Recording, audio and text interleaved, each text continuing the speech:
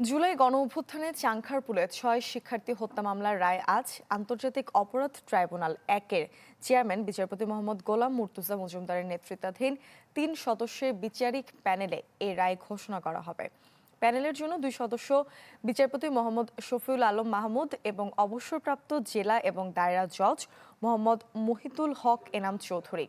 এই মামলায় গ্রেপ্তার রয়েছেন শাহবাগ থানার সাবেক ওসি আরশাদ হোসেন, কনস্টেবল সুজন মিয়া, ইমাজ হোসেন ইমন এবং নাসিরুল ইসলাম।